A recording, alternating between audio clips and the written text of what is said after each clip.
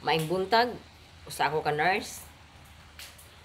O karon aduna ako'y gustong ipaambit kanyong tanan aron mabatunan ang kahimsog sa panglawas batok sa mga kagaw. Ilabi na karon nga ani karon ang coronavirus ug ang tibuok kalibutan na bisgo. Alang usab niadtong nangutana may tungod sa sili. So inani ang atong pagabuhaton. Mukaon og mga pagkaon nga puno og vitamina C.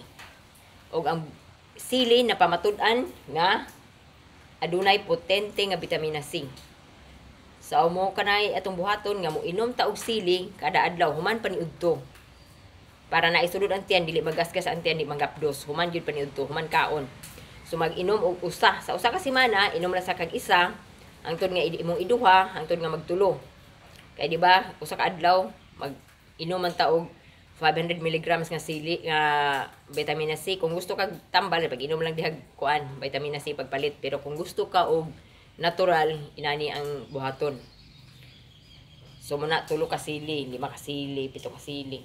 Pero katong mga tao nga walay di makakita og siling gagmay, siling dagko para dinhi nga mga dagko ang sili.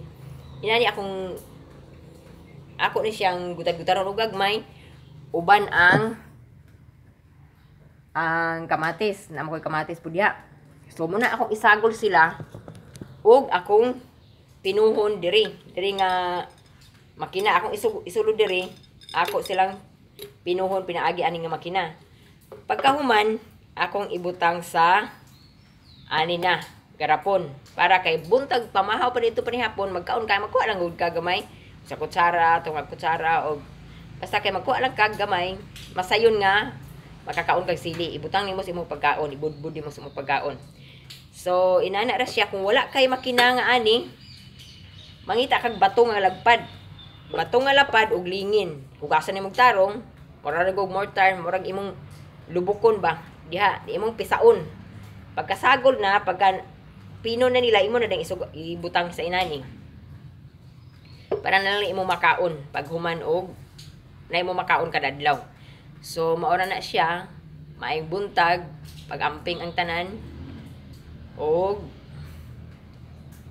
akong mga pangalyo po sa tanan.